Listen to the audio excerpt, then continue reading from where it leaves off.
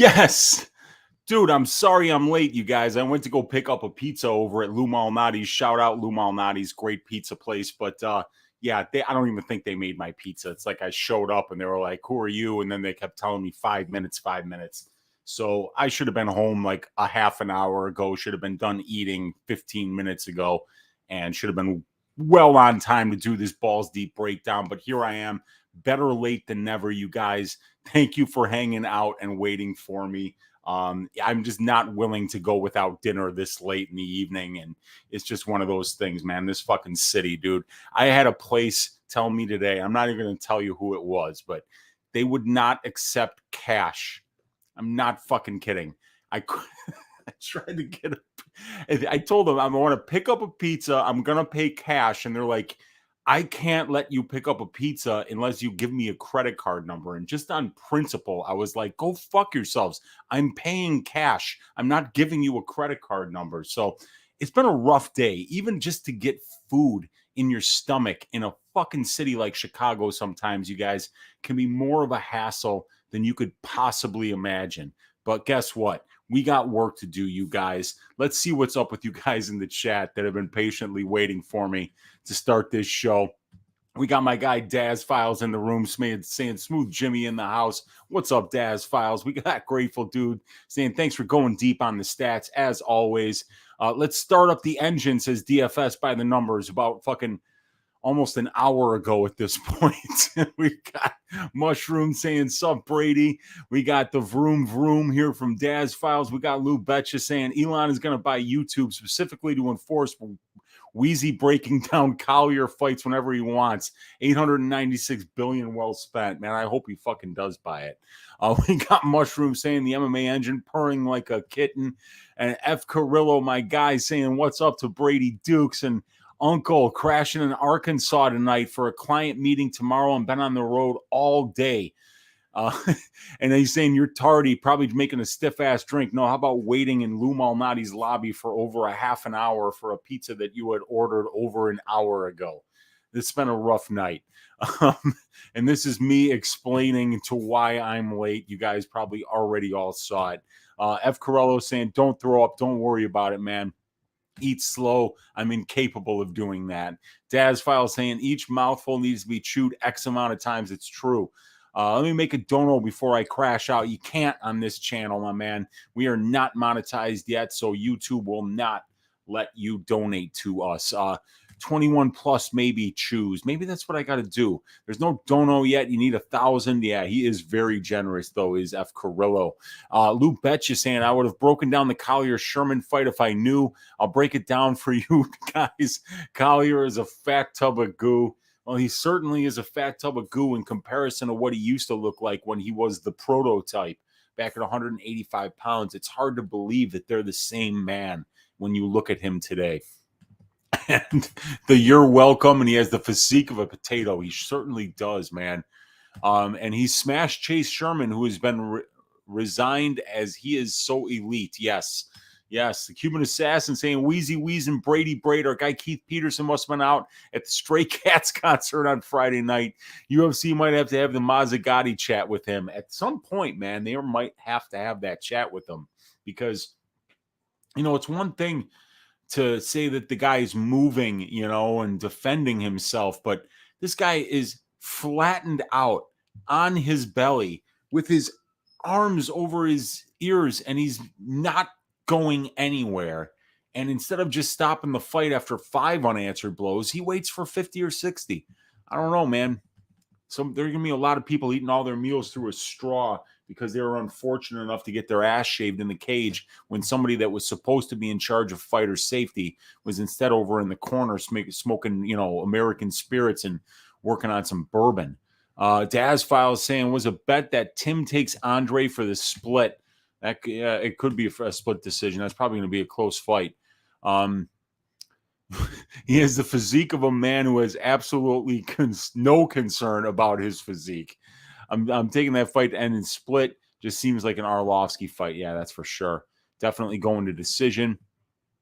I think there's a chance we get another stunner this week. Chase Sherman wins at plus 1,000 if Romanov doesn't finish very quickly. I'll take a stab. Yeah, it's the only bettable side is Fat Collier because like the the implied probability of minus 2,500 is over 96%. So there's no point in betting it. It's literally completely dead money. And Nick's asking, where's Unc? Yeah, well, Unc was waiting for a pizza.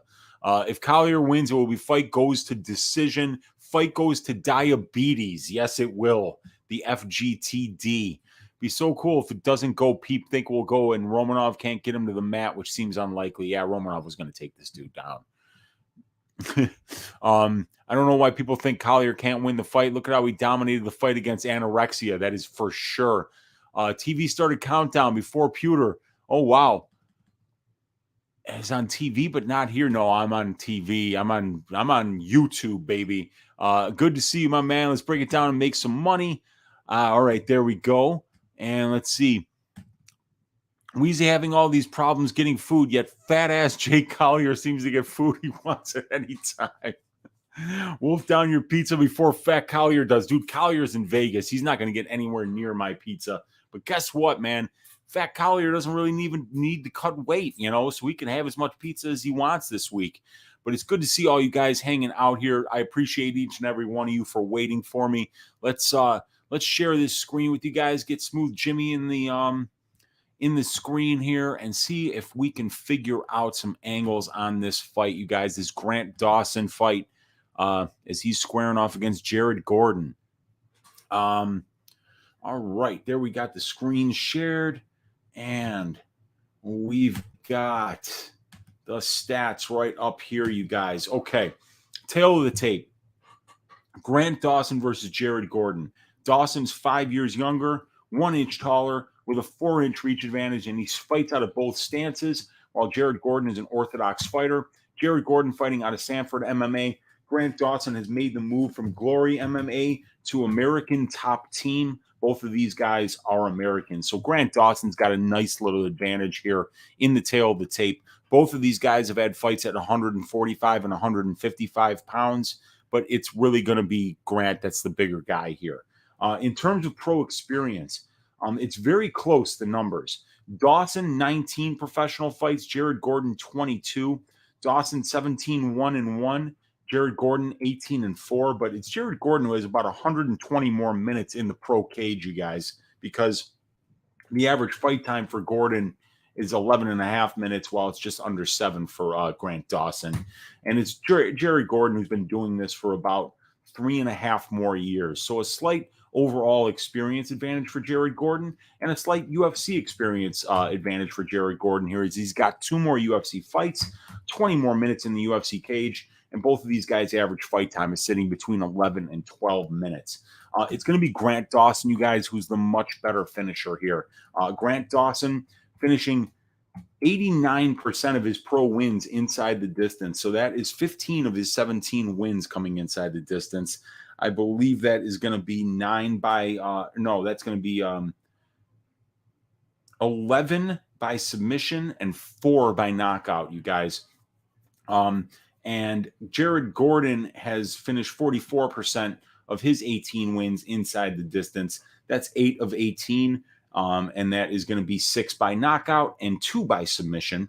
And it's Jared Gordon who has been finishing all 4 of his professional losses inside the distance. And it turns out Grant Dawson has been knocked out in his only loss as well. So 5 combined losses for these two guys, and they're all inside the distance. And so that's very interesting because we got a juiced up fight goes to decision here. So we got 2 guys that have never seen the bell in a losing effort.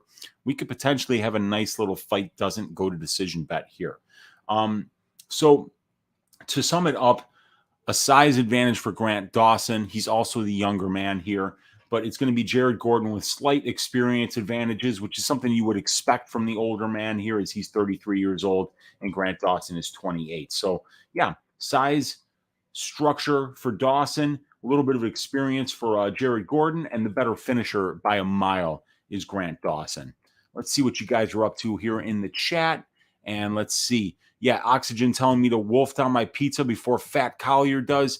Nick Sisson saying, hell yeah, I made a little money when Nunez lost her belt. Made a little money last week on Jackson, and I've already got Sherman at plus 900. Why not? Why not? I mean, it's the only line that's actually bettable. because you cannot bet somebody at 96% implied probability. You have to cash 100 out of 100 bets to eke out a 4% return on investment. It's just fucking stupid. You cannot be successful long term making bets like that. These are the only makeable bets is to bet the other side, to bet the Mike Jacksons, the Chase Shermans, the Shanna Dobson against Maria Agapova. Nobody should be minus 1,200 in a mixed martial arts fight, especially not in a heavyweight fight, and especially not in a women's fight. So, yeah, absolutely, man. Like last week, just a sprinkle. Yeah, and it's not like you're throwing a full unit on Fat Collier, or I mean, like not Fat Collier, but some of these huge underdogs. You don't put a full unit on Mike Jackson. You sprinkle it for a quarter unit and you try to win 2, or even an eighth of a unit and you try to win 1. There's nothing wrong with that. Terrell Williams saying, "What's up, bud? What's up, Terrell? Thanks for joining us, man." Mushroom saying, "Smooth Jimmy, damn right, man." And Terrell saying, "We're getting closer to UFC 274. When will you be dropping those predictions?" I will always drop my predictions on Tuesday night, 10 o'clock Central Time on Just the Tip. And I give you Uncle Weezy's ass shaving of the week, what I think is going to be the most one-sided fight on the card. So, yeah, every Tuesday at 10. So it's going to be 8 days from now, right about now, we're going to be like 3 fights into Just the Tip, Terrell. So that is when my predictions will be dropped. And Lou saying, "Is Dawson the first notable defection from the Krause camp? He said he left because of the climate. Wondering if it was more than that." I don't know about that, Lou. But I do know that some of the things that I heard Dawson was saying was that, he was kind of the biggest fish in a small pond over there. And in order to take the next step in his career, he had to be in a training room with guys that were better than him. And at that point, he was saying, I don't think that there was anybody better than him in that room. And I don't know if he was including James Krause in that conversation. I don't know. So that's where he's at. He made the move to American Top Team, and we could see him take the next step, Grant Dawson. He's a great fighter. He's only 28 years old, so we can, he hasn't even hit his prime yet, and he's already got 19 mixed martial arts fights, and he's only lost 1 and been in 1 draw. So, yeah, Grant Dawson looking pretty damn good so far. Dan saying, at Lou Betya, it was also about getting more better looks in sparring. Yeah, that makes sense. Okay, just found it odd timing right after the Glenn fight. Paul Pierce saying, 2 guys fighting out of good camps and similar level should be a pretty good scrap. Oh, absolutely. Dan saying he has said that he wants to prove that 3rd round was a fluke. I think this change of scenery is good for him, and ATT is a great place to work on his conditioning, for sure, man. And Nick saying, that's what I heard also, Weezy, a better competition on a daily basis. Yeah, and sometimes it's just good to get some new coaches, to get some new looks. They might see things a little bit differently and open you up to certain ways of fighting that you weren't necessarily thinking about before. That could be advantageous for you. It could also be bad for him. Who knows? Only time will tell if this winds up being a great move for him, because he's 17-1-1 at Glory, and he's lost 1 round, notably, that I remember, where he got his ass shaved, and every other round he's been right there. Now, we got to talk about the striking, you guys. Let me just, before we get into the numbers, say that Jared Gordon is the better striker here. Grant Dawson is probably one of the lowest. Is Jordan Levitt a 155er? No, Jordan Levitt's he's smaller than that. He's 135. So yeah, I think Jordan, he's one of the worst strikers in the division, Grant Dawson. When you see this guy standing up in the middle of the cage, if he's not using his striking to set up his takedown attempts, he's almost worthless there. Jared Gordon's a pretty good boxer, actually. I mean, he's not really knocking people down or hurting people with his striking, but what he is doing is, kind of winning minutes there when his opponent isn't as good as him on the feet. So really, the way I'm seeing this fight off the bat is that Jared Gordon might want to keep this one standing as long as possible. He might want to be just keeping this at boxing range and let this be a sparring match, because as good as Jared Gordon is in the grappling, Grant Dawson is at least that good. I can say with certainty that Jared Gordon will be the minute winner while this is being on the feet, because Grant Dawson his striking is not UFC level. But let's go through the numbers here real quick. We can see Jared Gordon with a positive 2.1 significant strike differential per minute, you guys. He lands 5.22. He absorbs 3.12. He's throwing a lot more volume than his opponents at 9.21 significant strike attempts per minute, while his opponents are throwing 7.61. So that's 1.6 more significant strike attempts per minute than his opponent, and he's landing 2.1 more significant strikes per minute than his opponents. And that's a result of his 59% striking defense and his really good 56% striking accuracy. So he's striking at 56% accuracy. Jared Gordon's opponents are striking at a 41% accuracy. So he's 15% more accurate than his opponents are, and he's a lot more throwing a lot more volume than his opponents are.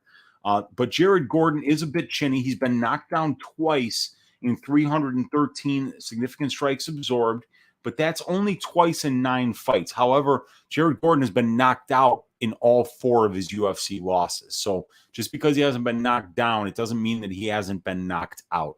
So Jared Gordon is going to be the better minute winner on the feet, but, you know, he is a guy that we do have to worry about his chin.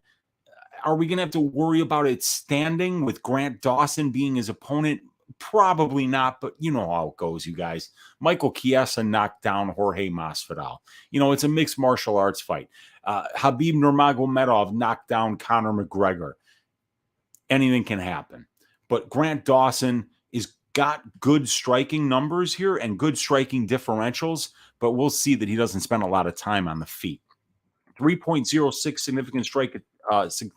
significant strikes landed per minute for Dawson and 2.05 absorbed. And we've got 6.04 thrown and 4.03 thrown by his opponent. So he's throwing about 1.5 significant strike attempts for every one that his opponent is throwing. So he's throwing a lot more volume, and he's landing 1 more significant strike per minute than his opponents are landing. It's just that the ratios are a little bit better on the Gordon side, you guys. Grant Dawson's never been knocked down, and he, like Gordon, has never landed a knockdown either. So the striking is definitely, in my opinion, going to be Gordon as long as it's distance striking. But this fight is probably going to take place in the grappling realm more minutes than it doesn't. And here we got a couple of major hints that that's going to be the case here, you guys. 45.36% control time for, 10.65% control time against for Jared Gordon. And for Grant Dawson, we got 55.5% control time for and 9% control time against. So Grant Dawson's fights are taking place at striking range over a 7-fight and 80-minute sample size. About 33 to 34% of the time. That's the amount of fight on average that is taking place at striking range. So you can win the striking exchanges with Grant Dawson, but if you're not necessarily knocking him down, it's not going to really help you win minutes against him, because chances are 2/3 of that fight is going to take place on the ground. And during that 2/3 of the fight, there's a good chance that about 80 to 85% of it, Dawson's going to be on top, because that's the kind of fighter he is. Both of these guys are great wrestlers, though, and they're both really good at maintaining control once they get the takedown. And we could see how good Gordon is at that, you guys. He's sneaky good at it. Look, 17 takedowns for Jared Gordon, 8 takedowns for his opponents. So for every 1 takedown Jared Gordon's opponents get against him, Jared Gordon's getting about 2, okay? So you would expect that if he was on par with being able to control his opponents as his opponents are able to control him, that he would be out-controlling his opponents in control time at about a 2-to-1 ratio. Well, here we see 45% control time for and 10% control time against. So it's about a 4.5-to-1 ratio, despite the fact he's only out takedowning his opponents 2-to-1.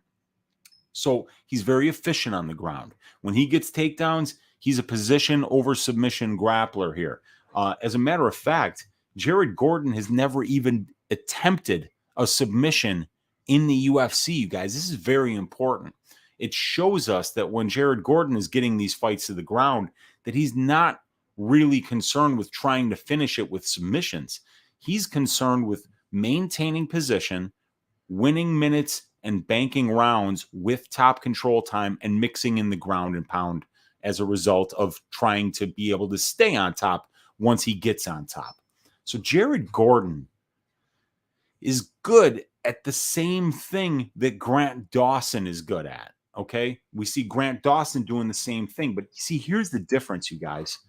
For every one takedown that Grant Dawson's opponents are attempting on Grant Dawson is attempting 11. So he's out takedowning, attempting his opponents at an 11-1 ratio, right? And he out takes down his opponent at a 6-1 ratio, as he has 18 takedowns and his opponents have gotten 3. So at a 6-1 ratio, you would want to be out controlling your opponents at a 6-1 ratio. And that's about what he does. He's got about 6 seconds of control time for his opponent's 1 second of control time. 55% control time for, 9% control time against. But he gets his takedowns at a slightly lower percentage than Gordon does. Gordon at about almost 40%. Dawson at about 32%. Dawson is actually defending takedowns at a worse rate than Jared Gordon, and Jared Gordon only has a 50% takedown defense. But for Grant Dawson, it's a 40% takedown defense. And in these 3 takedowns that Grant Dawson has yielded to his opponents, he's given up about 7 to 8 minutes of control time. So it's about a little over 2 minutes of control time per takedown that he's yielded here. Jared Gordon has allowed about 10 minutes of control time on 8 takedowns allowed. So he's allowing just a little over 1 minute of control time on the takedowns that he's yielding to his opponents. So I'm just trying to illustrate that even though Grant Dawson, the numbers are jumping off the page a little bit more, you guys, 3.36 takedowns per 15 minutes to 2.54. Jared Gordon is getting taken down about twice as much per 15 minutes than Grant Dawson is. Grant Dawson is yielding 0.56 takedowns for 15 minutes. Gordon is yielding 1.19.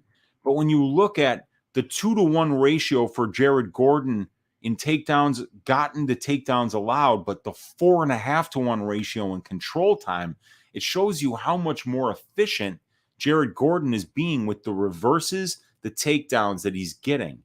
And I think that that's very important here, because we have to remember at the same time that while this fight is on the feet, Grant Dawson is not going to be winning minutes. He might be pacing Gordon and keeping it close, but I really think that if one round were to say we're not going to see any grappling in this round, I'm giving that round in my head to Jared Gordon 8 or 9 times out of 10, I'm thinking.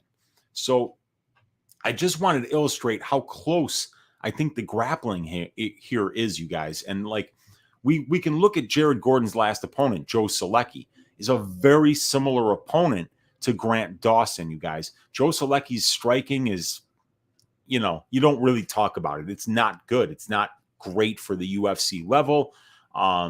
He's below average for the division. Well, Grant Dawson is that or worse, in my opinion, than Solecki. Solecki's got that great wrestling, and he's got that great Brazilian Jiu-Jitsu pedigree. He gets fights to the ground. He grinds it out. It's the same thing that Dawson's doing. And if we were to compare, the control time numbers for a guy like Solecki to a guy like Dawson, we'd see very similar ratios there. But the problem is that, Dawson is struggling to get these takedowns at 155. Let's go to the advanced stats and let's talk about it, you guys. Grant Dawson, we know what he's doing on the aggregate, right? So here's Dawson we got a 150-pound catch weight here against Narimani. We got a 145-pound fight here where he weighed in at 150. So he missed weight there. And then we got Trezano, Erosa, and the Diaz fights. These are the ones at 145 and 150, not at lightweight.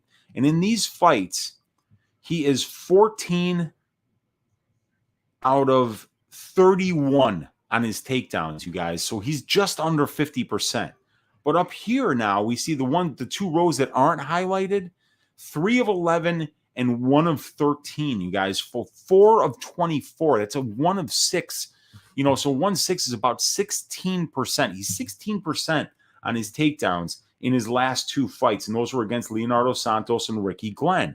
These are true 155 pounders. Now, Gordon isn't a true 155er. He's a blown-up featherweight who can't make featherweight anymore. Dawson probably should have never been at featherweight in the first place. He would say himself he needed a full 8-week camp to make 146, not even 145, to make 146. I don't even know, if he would have gotten a title shot down there, if he would have been able to cut that last pound. It would have been close, but he's that big. So, but we look at these numbers here, right? 607 seconds of control time, he yields only 17. 253 seconds of control time here, yields only 34. 315 seconds of control time, yields only 26. 491 seconds of control time, yields only 9. When he's winning fights, he's winning this control time battle. Even here against Santos, you could have argued that he lost the first 2 rounds there, and that if he didn't get that last second ground and pound knockout, that he would have lost this fight too. But he still won the fight. And look, 498 to 81. It was really here where he allowed 270 seconds of control time. He allowed it in the 3rd round after banking the first 2 rounds easily. It looked like Dawson was getting tired, and it looked like he shot for a takedown, but with the idea that, all right, if I can't get this takedown, I'm just going to pull guard and I'll stay safe. And he tried to do that, but Rick was aggressive, started landing some good ground and pound, and really had him in a deep choke there at the end of the round. Which if he had another 5 seconds, we could have seen 2 consecutive fights where Glenn and where Grant Dawson got to finish in the last 5 seconds of the fight and was finished in the last 5 seconds of the fight. So we need Grant Dawson, in order to feel good about betting him, to win this control time battle and to have an easier time getting the fight to the ground than he has these last 2 fights. These last 2 fights, which have been the close ones, you guys. The Santos fight was close. The Glenn fight was close. Pretty much everything else, he's out there shaving ass and really is just dominating his opponents. But when he takes this step up in competition, and when he sees guys that can grapple, when he sees guys that can stop 5 out of 6 takedown attempts, that's where he's going to have the problems here.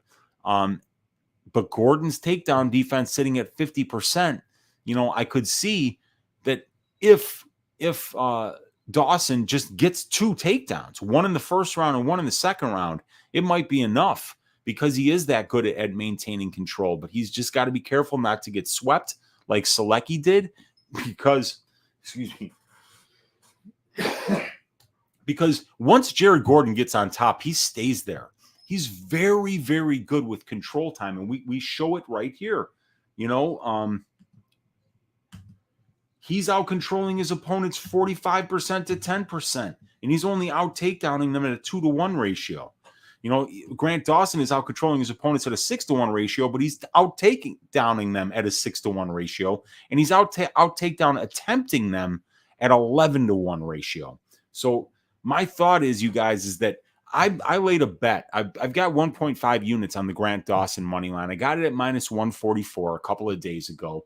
But as I went and I watched all the tape on these guys, I'm beginning to like the Jared Gordon side here. I think Dawson probably wins this fight 5.5, 6, 6.5 out of 10 times, maybe even 7 out of 10 times. But Jared Gordon is a very efficient minute winner on the ground, and I think that he might be able to win minutes on the ground against Grant Dawson, which means, the stand-up exchanges could be the ones that wind up determining who wins this fight. And I can't be confident laying juice on Grant Dawson, knowing that he is the inferior striker here, and that he's going to be facing somebody in Jared Gordon who brings some of the same qualities that Grant does, which is, a great gas tank, excellent grappling, and excellent fight IQ. So this fight is playing out a lot closer than I thought it was when I first looked at it earlier in the week. You guys, let's see here. So, yeah, okay. So, yeah, better competition on a daily basis. Paul Pierce says only as good as the guys around you. Chael Sonnen. Yeah, that dude, it's true, man. I mean, like if you're in a gym and you're just kicking guys' ass every day, but they're super, super low level guys, you're gonna go up, you're gonna take that step up, and you land a big shot and they don't go away, and you're like, why is this guy not going away? Well, it's because they're higher level than the people you've been practicing with. So it does matter, Paul Pierce. Absolutely.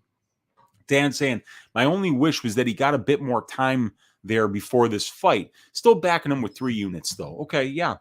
And Terrell saying, I'm not too impressed with Gordon or Dawson, to be honest. Yeah, I mean, that's kind of what I was seeing, too. They're both not great strikers, but Grant Dawson struggled to get the fight to the ground a lot more than I remember him doing that when he was fighting the Narimanis, the Minners, the Diaz's, the guys that he fought early in his career. I just didn't see the resistance to the takedowns that we're seeing now that he's up at 155 and he's going up against bigger guys like Santos and Glenn. I forgot Gordon was still in the UFC. I didn't, Terrell. I bet against him when Joe Selecki fought him, and he fucking lost a split decision. So I certainly remember Gordon's in the UFC because he's made me pay for betting against him. Paul Pierce said, I did too, Terrell, but I missed his last fight, so I haven't watched him in over a year. NHJ saying, Weezy, you going to start tracking women coming off boob jobs. Misha, Joanna, and Claudia all lost their first fight after a boob job. When De La Rosa came out with those big fake milkers, I knew she'd lose. Did she get a job? She didn't get a boob job, did she? I didn't even notice that if that's the case. But yeah, Pearl Gonzalez has them as well. And I know that she's been on a bit of she's winning on the regional scene, but when she got moved up to the UFC, she lost. But she took the fights on short notice, and they were tough fights. So, yeah, it's probably not good to get unnecessary surgery when you're an athlete, probably a really bad idea. So, yeah, maybe there might be something to that, Jay. Paul Pierce saying, I'm not sure about the difference between a boob job and a full mastectomy, but my mom had breast cancer and got her breast removed. Her chest was in bad pain for a good 2 months. My mom, too, actually. She passed away some years back, but yeah, she had a mastectomy. It is serious business. Yeah, it's rough. Breast cancer sucks. Paul Pierce saying that could definitely be a variable. Yep. But could she win a fight? Potentially. Absolutely not. Most pain I've seen my mom in, and she used to box when I was a boxer. Wow. No kidding, man. New Hampshire Jay saying maybe there's a mastectomy angle to winning a fight, but I need to see the numbers. Postman picks MMA. What's up, Mike? Saying Uncle Weezy. What's up, my man? It's good to see you here, brother. Thanks for hanging out. Paul saying it makes logical sense, but like you said, I have to see the numbers and sample size, of course. And Paul saying, "Oh, she's great now. I appreciate that. That's good. Good to hear, man." This is one of those for me where I keep going back and forth. Yeah, and it was me too, Paul. Leaned Gordon, then Dawson, and now Gordon again. Yeah, and that's kind of I was on Dawson right off the bat, but then when I watched him, the most recent performances, maybe it's just that Glenn and Santos are higher level than Gordon, so we'll see maybe Dawson with the new camp and the new training partners be able to take the next step. He's still only 28 years old, but I feel like up here at 155, it's harder for him. Jorge Montiero saying first timer, and I have to say thanks for the effort, Uncle. Writing Uncle just reminded me of a Cartman song. What's up, dude? Thanks for hanging out, man. I appreciate you. Bruce Bob Trotter saying Jordan Levitt should just come out and accept his sexuality. It's sad to see a guy in the closet like that, denying his true self and pretending he's straight. Tell that to his wife and kid. So I don't know, man. I think he's just different, man. Some people are just different and they don't care what you think, and they do their own thing. Jordan Levitt's the only UFC fighter who has a Bet MMA Tips account. I'm a fan of his, I thought he lost the fight against Ogden. I thought Ogden did enough to win that fight, but hey, man, guy's doing it. He's getting in a goddamn UFC cage and fighting grown men for a living. Got to respect that, dude. Bruce Broad Trotter agreed, bro. I mean, no, I don't. I don't. I mean, but he might be. It's none of my business if he. I don't care what he does with who sexually. It's none of my goddamn business. I'm here to break down fights. But the guy is married and he has a kid, so it is what it is, man. It's not important. What's important is what he does in the cage and the fact that the guy has the balls to go out there and compete against grown men in a cage and fight for a living. He's got my respect for that no matter what. I don't give a shit what he does in the bedroom. My guy Jarno saying, Weezy, let's cash this weekend. Let's go, Jarno. Good to see you, man. Thanks for hanging out all the way from Finland. And Paul Pierce saying, rest in peace, Mama Weezy. Sorry, man. Yeah, she passed away back in 2012, you guys. It was so I think she got diagnosed with breast cancer back in 1991 or 1992. So she fought that shit for like 20 years. It was a long road. She had remissions. She had it return. Yeah, cancer is absolutely rough. And my thoughts and prayers are with anybody that's dealing with cancer right now. I hope you kick its ass, and I hope somebody out there figures out how to cure this thing, man. Mushroom saying, being a big fish in a small pond, never good. You need to expand your competition to get better and get more well-rounded. Absolutely. I think Selecki has better jiu-jitsu, but Dawson has better wrestling. I agree. Absolutely. Yeah. I think Dawson's jiu-jitsu is very, very good too. But like the grappling pedigree, like the transitions and stuff, like once you get the fight to the ground, some guys are better than others on the ground. But the wrestling to get the fight to the ground, in my opinion, is always the most important thing. Because if you got that BJJ and you're looking to use it, unless you're Jessica Andrade and you're getting standing arm triangles, man, you got to get the fight to the ground first. So a guy like Dawson with really good grappling, not necessarily like elite top 5% of the division grappling, but dude's a black belt, I'm pretty sure. And he's really good on the ground, but his wrestling and his conditioning to push that pace and his tenacity and commitment to the wrestling is what makes him so dangerous. Absolutely. I agree with you, Dan. Bruce saying, no way that twerking dude is straight. Don't give me that bullshit, dude. Just admit you're the first sword-swallowing fighter in MMA and you'll make some history, Jordan Levitt. Yeah, man. You from your lips to his ear, man. You tell him. For me, like I say, man, he's doing his own thing and he's got my respect. Victor Jesus saying, sorry I'm late. Work be tripping. Victor, dude, don't worry about it. I was fucking 20 minutes late for my own show due to having to wait for like an extra half an hour for a fucked up pizza order, my friend. So don't worry about it. We're still rocking here. Dan saying, I'd rate Glenn on the same level as Gordon, honestly, just less well known. Yep, Glenn's a stud. Dude, what Glenn did to Gavin Tucker was unbelievable. What a performance that was by Rick Glenn. Postman Picks MMA saying, hard fight to cap. I have no idea where to go this one, so pass is probably the move, I suppose. Yeah, if you don't know which way it's going, bet on the fights where you have a feeling which way it's going.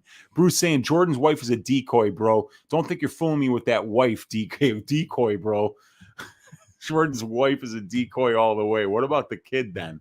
Paul Pierce saying, I was just going to say, I think Levitt has a daughter. He walked out to the Shrek theme and twerked. Definitely a girl's daddy. Yeah, I think he is. Yeah, he's got a kid. He's got a wife, Bruce, you good?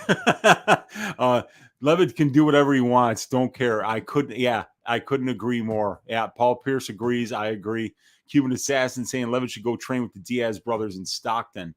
That'd be interesting. He needs to work on his stand-up. I mean, his wrestling's good. He was he might have even been like a top 3 in state in Nevada or a state champion in Nevada, but he went downstate in Nevada. So high school wrestler and a really tricky grappler, a guy that goes for unusual submissions, got an inverted triangle in the UFC. So yeah, man, he's tricky on the ground. So it'd be nice to see him shore up the other parts of his game, and he's still young, so we could see them do that.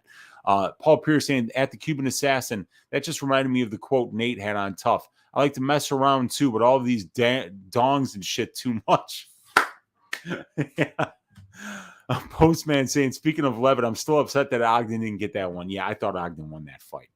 Dan saying, my main reason for taking a stab here is that we usually see Dawson as a massive favorite. Dude, he was minus 500 against Ricky Glenn. So it was that was when I saw him at minus 145. I was like, you know what? Even though I haven't done all the tape yet, I feel like I can bet it here. And then if I want to get back out, I can arb out when he's minus 160, minus 175, because I could see him going that way. It's logical to think that Grant Dawson will win most of the grappling exchanges here. He is the bigger guy. He's got the reach advantage. He's the more natural frame for 155. And he's got the commitment to the wrestling to say, if we think that Jared Gordon can't stop takedowns at this level, and he's only stopping them at a 50% rate over 9 UFC fights, if he can't stop them, then we know Grant Dawson's going to go for them. He absolutely goes for them, and he can win minutes on the cage too, because Grant Dawson's got some excellent, top-notch cage wrestling. His head position is always good. He uses that head as a third limb to keep his opponent up against the cage, and he can work for takedowns there. But he really does work hard for those takedowns. He uses muscle instead of technique, which is more I'd like to see him use a little bit better technique. My main reason for taking a stab here is we usually see Dawson as a massive favorite. I'll take the discount here after people were worried about round 3 versus Glenn. And, when you go back and you watch that round 3 versus Glenn, I think you could, if he didn't wind up in that choke with 5 seconds left, I think that would have been a 10-9 round, because Glenn won it, but he didn't win up until like the last 30 seconds of the round. And I think it was, if it hadn't happened in the last 30 seconds of the round, it would have been a 10-9 round, because those first and second rounds were almost as dominant for Dawson as the third was for Glenn. But it was the shots that Glenn landed in the ground and pound in the last 30 seconds that caused Dawson to give his back, and then he wound up going for that, like it looked like a Japanese necktie or like a Darce choke almost, where he kind of had the head in the chest, and but Dawson had the thumbs up. But boy, if there was another 2 or 3 seconds in that round, I think he might have fallen asleep, man. NHJ saying, I have money on Dawson at minus 150, and now I'm second guessing. I think that line is going to keep moving, you guys. Dan saying that Postman picks MMA. Don't remind me. That one was brutal. Super low cage IQ from Ogden to shoot in round 3. Agreed. I still think he banked 1 and 2 with the far superior stand-up. Lost 3 units on Ogden. Yeah, man, that was rough. Jorge saying, just rewatch that Glenn fight. Didn't he clearly win the first 2? Yeah, he clearly won the first 2, but they gave Ricky Glenn a 10-8 round in the third.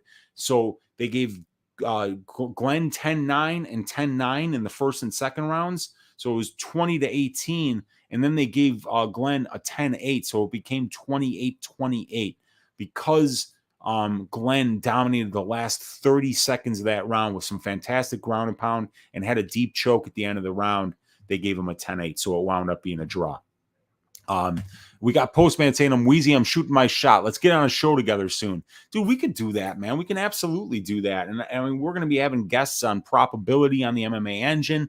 I do balls deep breakdowns with some guys every once in a while. So let's do it. It's just lately, I'm doing shows 6 days a week. So like a lot of the behind the scenes stuff that I need to do just gets lost in the fucking shuffle. And some of that stuff is like just reaching out to some of my contemporaries and saying, hey, you want to pop on a show with me? But absolutely, man, let's do it. Paul Pierce saying, hopefully you're shooting shots better than KD in round 1. And Paul Pierce, by the way, I hope that's the real Paul Pierce, because one of my favorite basketball players of all time. And in MMA, we respect durability. Well, when it came to the NBA, the 2 names that I associate with durability are Allen Iverson and Paul Pierce. Paul Pierce was stabbed I don't even know how many times, and I don't even think he missed a fucking game. This guy was so awesome. Paul Pierce, one of the great defensive players in NBA history, one of the great all-around players.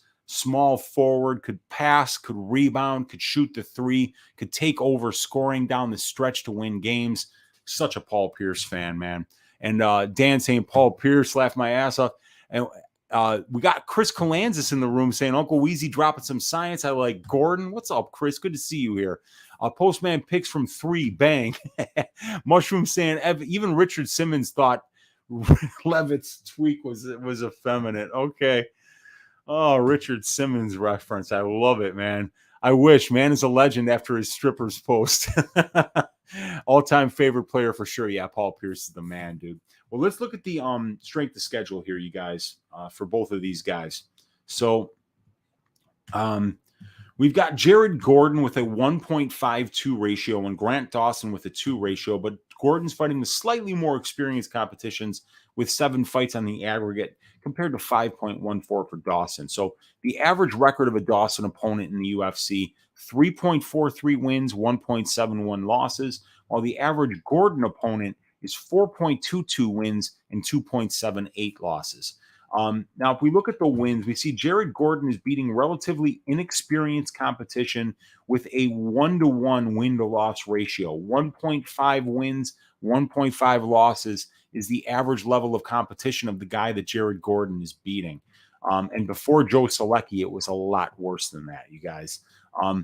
While for Grant Dawson, he's actually beating guys that have over a 2-to-1 win-to-loss ratio in their UFC competition. So the average record of a guy that Dawson beats, 3.33 wins, 1.5 losses, 4.83 total fights. So Grant Dawson has the better wins, and he's fighting the better win-loss competition overall. But Jared Gordon is losing the studs that have a 1.81 win-to-loss ratio and 15 total UFC fights on the aggregate with 9.67 wins and 5.33 losses. So if we go over here to the advanced stats, you guys, we can take a closer look here and see that the guys that Dawson is beating, 7-2 Leonardo Santos, 2-2 Narimani, 2-4 Minner, 3-1 Trizano, 6-5 Erosa, and then the Contender Series fight against Adrian Diaz, who didn't get another chance. And then the draw to Ricky Glenn, 4-3 in the UFC. So he's beating guys, that have winning records here for the most part. But when we go up here, we see that before the Selecki fight, the records of the opponents of these guys that he had beaten, Chavez, Fishgold, Moret, Hakran Diaz, Michel Quinones, were 5 wins and 14 losses. And then he got that split decision loss or split decision win over Joe Selecki that was basically like a coin flip. The first round was easily Selecki. The second round was easily Gordon. And the third round, absolutely nothing happened. So they gave that fight to Gordon. But we see the losses, to 2 greats in Charles Oliveira and Diego Ferreira, and then a loss to Joaquim Silva in the third round. So, the level of competition, he's losing a good competition, but the guys that he's beating are just okay. The signature win is Joe Selecki, and that was a very close fight. So, Grant Dawson's obviously been a lot more dominant when he has won. I mean, we look at these 6 wins, and we have 4 finishes out of 6 wins in the UFC. So he's been a lot more dominant than Jared Gordon has. As Jared Gordon, other than the Michel Quinones finish, every other win is a decision, and one of them is a split decision. So, we got to give that strength of schedule advantage here to Grant Dawson. We got to give size advantage to Grant Dawson. We got to give the grappling advantage to Grant Dawson, but I just think it's a little bit closer than what everybody's thinking. We got to give the finishing ability edge to Grant Dawson. But for Jared Gordon, he's got a slight experience advantage. He's got a slight UFC experience advantage. And I think that he's going to be the minute winner while this is on the feet, you guys. And look, if Dawson has any problems getting this fight to the ground, I think Jared Gordon's going to look minus 150 here. So it's an interesting fight. The pick is going to be Grant Dawson. And I think a really sneaky play here, you guys, could potentially be the fight doesn't go to decision. Jared Gordon has been knocked out in all 4 of his pro losses, and Grant Dawson's been knocked out in his only loss. I could see this going to the ground and there being some savage ground and pound landed, and potentially the fight being stopped late if either one of these guys are tired. but the fight doesn't go to decision for this one, you guys. Let's see where we're at. So Grant Dawson fight doesn't go to decision is plus 155 right now. So it's plus money, you know. At that, you're looking at a less than a 40% implied probability. But 100% of these guys' pro losses have been inside the distance. And unless this fight winds up being a draw, somebody's got to lose. So that could be a sneaky pick here. I also think that Grant Dawson could win this one inside the distance. And Grant Dawson is sitting around minus 155, minus 160 right now. But Grant Dawson inside the distance is plus 265. And we know that Grant Dawson has finished, I believe, 15 of his 17 wins inside the distance with an 89% finish rate, you guys. So I could see Dawson. Yeah, Mushroom just said here, Dawson third decision, man. You know, it could be a great way to play it. And the fight doesn't go is just a sneaky angle. I mean, I think that when you handicap this fight, what you see is it kind of being a slow-paced, grinding battle on the cage, wrestling, some scrambling. But, you know, look, Jared Gordon, while he's only finished one of his 6 UFC wins, Grant Dawson has finished 4 of his 6 UFC wins. So 5 of these guys' 12 wins in the UFC have come inside the distance. But these guys have had 3 combined losses in the UFC, and they've all been inside the distance. So, you know, it's a plus money play, but I don't think you have to run to the window to get it. I think you might even be able to get it at plus 160, plus 170 later on in the week, because I think just when you're looking at this with the eye, you're thinking that the fight, you know, goes to decision. They're very closely matched. It's a fairly close line. You know, they got Dawson at about a 62% implied probability. So it's not like, you know, either one of these guys is looking to smash the other, according to the bookies. So I think that we can wait on that a little bit. And like I said, it's just kind of a sneaky play. But let's see what you guys are. Let's see. My Celtics made me some money, says NHJ at plus 110. Nice work. Cash it. Probably going to beat my Bucks next round, sadly. Oh, wait, the Bulls didn't beat the Bucks? Damn it. Durant is terrible, evidently. I didn't know that, but, you know, I don't watch much basketball these days. Regardless of Minner's 2-4 UFC record, I think he's a good guy to get past, especially the style of fighter Dawson is. Yeah, for sure. I mean, and, you know, I mean, Minner is a guy that is very dangerous early in a fight, and Dawson was not afraid of that, took him down, wound up in Minner's guillotine like 3 different times and got out of it. So he showed great submission defense. I like that doesn't go play. That might be where I look. Yeah, it's always interesting when you got 100% of 2 combatants losses coming inside the distance, and there's 4 or 5 or more losses. It's when at plus money, I think you'll be profitable at making that bet over the long term. So the Dawson third round decision, I think, or a draw, that, yeah, you could get a draw on this one. You said draw. I couldn't help to think of Dawson's round 3 versus Glenn. You think Gordon could snag a 10-8 third, or highly unlikely? Well, I think that there could be a fence grab here, because there could be a lot of cage grappling, you know, and like neither one of these guys are fantastic strikers. It could be eye pokes. It could be nut shots. We just had a low-level striking match where we saw a karate guy in Dean Barry throw a spinning back kick that made the one that Sam Alvey threw at the end of a round against Da Un Jung actually look better than Dean Barry, who's supposedly a kickboxing champion. That spinning back kick that Dean Barry threw against Mike Jackson was so poor, was so slow, you could time it on a sundial, and he didn't even have the core strength to get it up above the guy's nuts. Landed right in the guy's nutsack.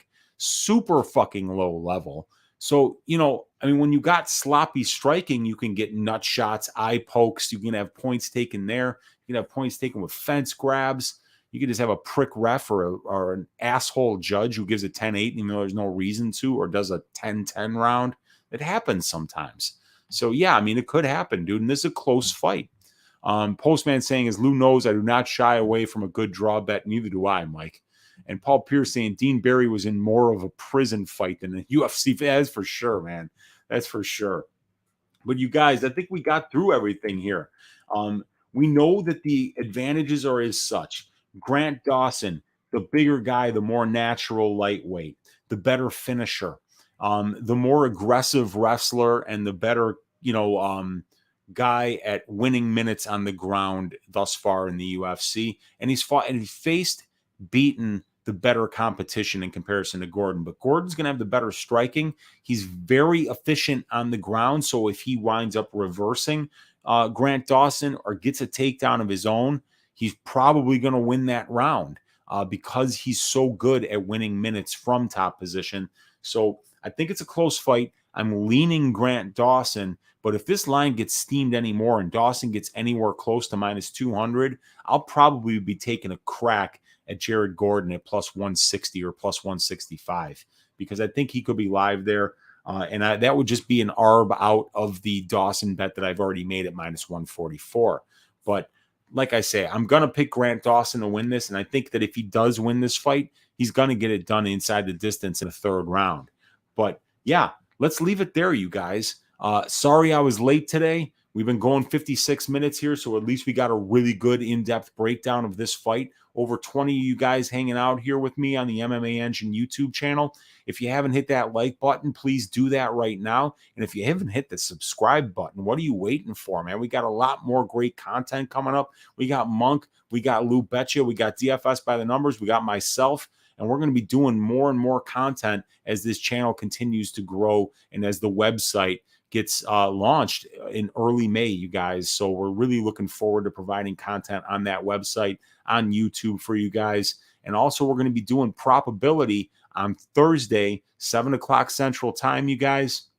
A data-driven look at these over-under and fight goes and fight doesn't go to decision lines where we can really get the same level of analysis that these bookies are getting and try to find some ways to take money off of these guys. So tomorrow night, 10 o'clock, my channel, Uncle Weezy, we're going to be doing Just the Tip. We're going to finish with Uncle Weezy's ass shaving of the week. We're going to break down all 12 of these fights on this card, and we're going to try to give you guys some angles to win some money, to stack cash tickets like flapjacks. So let's do it, you guys. God bless each and every one of you guys for hanging out late on a Monday night with me here on the MMA Engine YouTube channel. We'll see you tomorrow night, 10 o'clock Central Time on Uncle Weezy's YouTube channel. And I'm going to sign off now and have a little more of this pizza. Take it easy, you guys. Be well.